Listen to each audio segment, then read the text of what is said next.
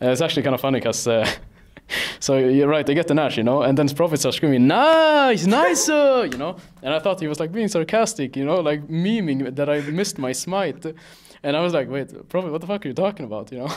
And it was actually, he thought that we got the Nash. I thought he was making fun of me for missing smite, like, nice, good job, Memento, wow, well played. Like, you're such a douche. Hey everyone, this is Darius from the Shotcaller, joined here by Memento after a very close series against Vitality. We had it in the backpack. I think we were always gonna win. Really? Yeah, of course. I was always confident in my team that we would be able to win late game team fights. I mean, I rarely have Vladimir helps with that. Yeah, it really does when they give us 2 OP picks, so it's very nice of them. That said though, you started out the early game pretty nicely. You're just, you know, you're doing your thing, you're doing ganks, you're farming your stuff, and all of a sudden you're 6-0 and you're like, this feels really great. Then you look at the scoreboard and every other lane is not doing so great. What do you feel in that situation? I think it was just kind of my bad, because I got a lot of kills, which is great, you know, but if I don't get objectives with the kills, then the kills don't really matter.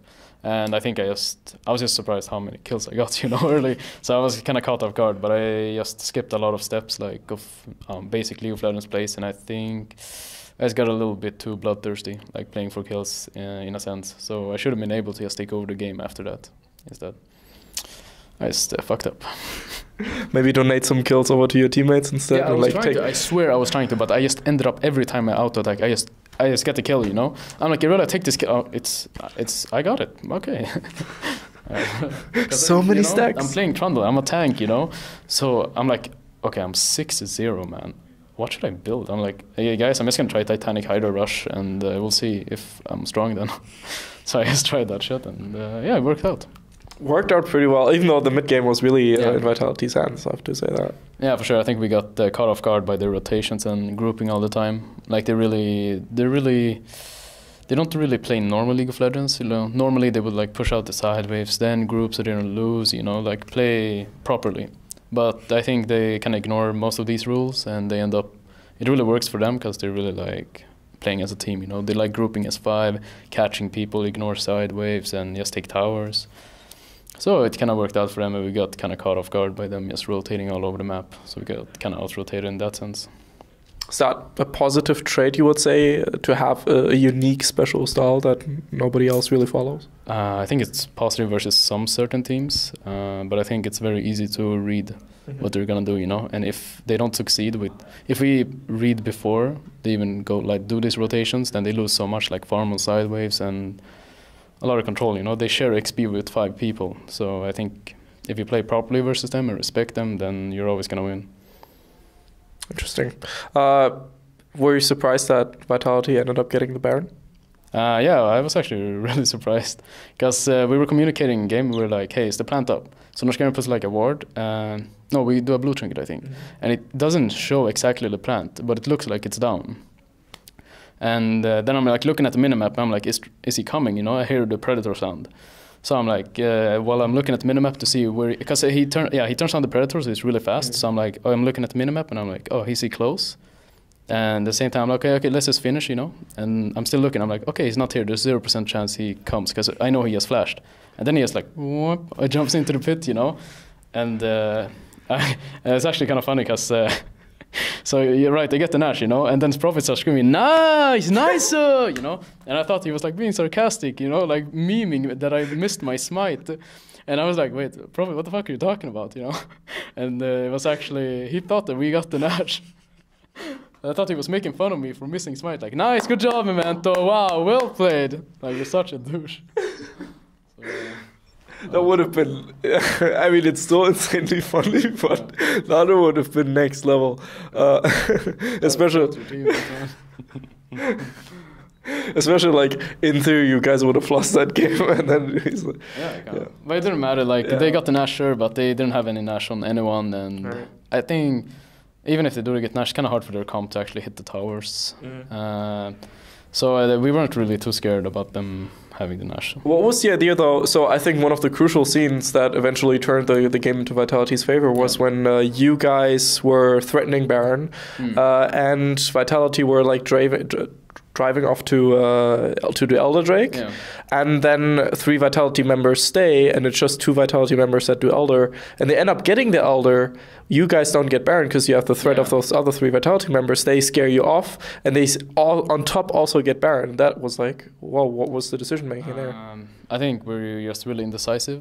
As a team is kind of one of our weaknesses. So when it comes to these like Baron plays, we're trying to like make the correct play, but at these scenarios, you have to be like really decisive what you want to do.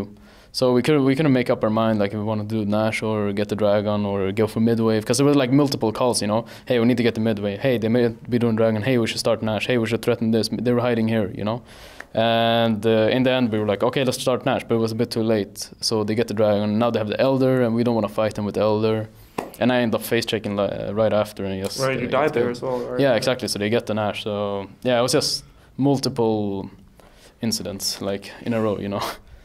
It's funny to me because from an outside perspective, Hiku played really well. I mean, he, from my perspective, played really well as well, you know. So why did he just tweet this was like a horrible game? He don't deserve to win. I haven't seen a switch. Should I watch it now or I get? He just put out like 2 tweets saying like, "Oh man, we shouldn't have won this. Was a bad game for me and stuff." What did he say? Yeah, I know. He hit I everything. don't have an internet. But no, but I think he played extremely well. He did. He was always talking in comms like, "Hey, I want to go aggressive. Let's go aggressive." Like he's trying to deal like as much damage as possible. Like he really gets in there, you know. Yeah, it's really insane. I think he played kind of out of his mind this game. He's just been more. He's just improved a lot since the spring split. He's just a lot more consistent, always performing well and never ends, you know. So it's really nice to have him as a teammate. The year of the 2-time. Yes, it's the year of the 2-time. Hiku. This is Hiku split. Trust me.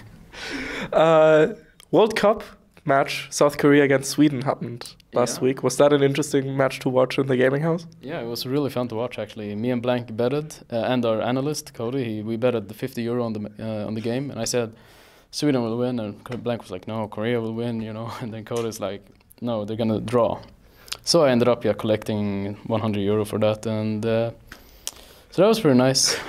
So I mean, you can't really bet against Sweden. I knew they would get a penalty in the end. So yeah, for sure. I mean, in all fairness, if you guys would still have Ibrahimovic, I would agree. But you know, but we didn't make the World Cup with Ibrahimovic for 2 times.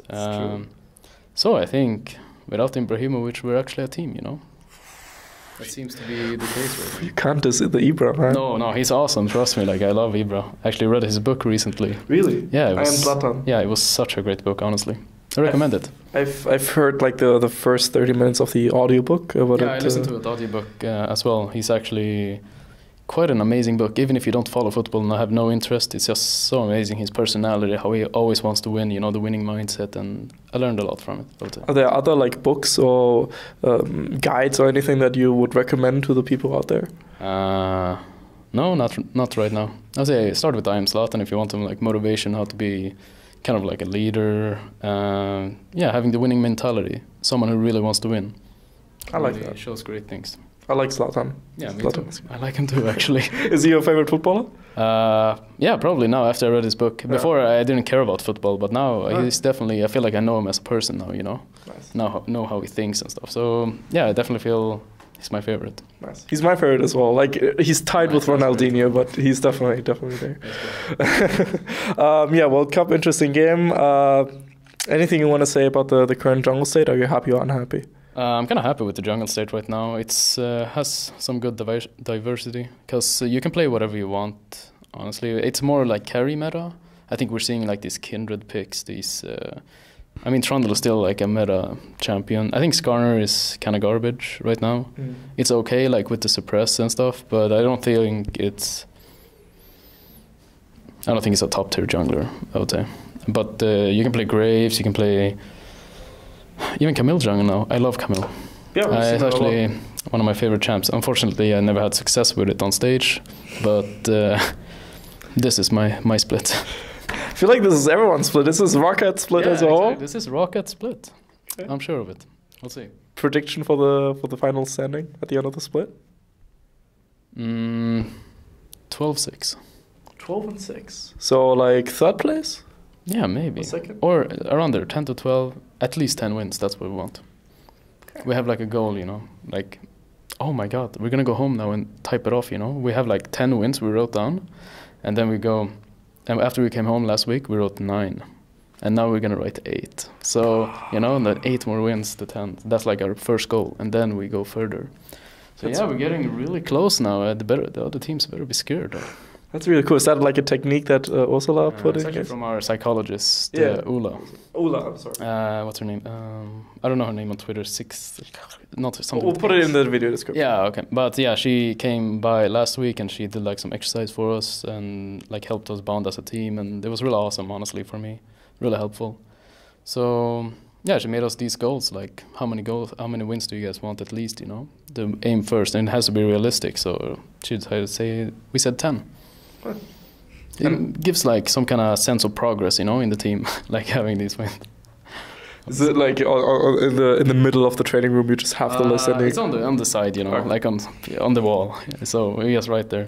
It's kind of like when you grow up as a kid, and you know they measure your height, and then you like grow taller and taller. And we also have like this meme in the team because Blank's brother lives in Madrid. Okay. So whenever we win, we say like we're doing this for Blank's brother, you know, because so we can meet him, or else we can't meet him. Blank's brother, man. So, so we write like on the paper, and we write like for Blank's brother. You know?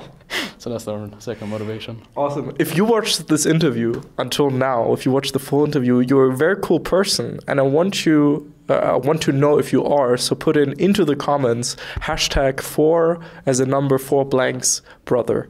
That way we know. Make it a thing. Make it a thing. Make it a thing, and that way he knows as well, and that way he knows who to give a shout out on Twitter or I don't know, something like that. Anything you want to say to the Rockout fans out there? I want to say thank you so much for supporting us, and it's been awesome. It's been awesome. It's been awesome having you here, of course. Memento from Rockhead and Darius from the Shotcaller. I hope you had a good day. See you then. Hey everyone, this is Darius from the Shotcaller, and I hope you just enjoyed that video. This is a generic end card, of course, so make sure to click here for a different interview, or here for a different interview, or about here to subscribe to the Shotcaller. We very much appreciate your support, and see you guys next time. Bye bye.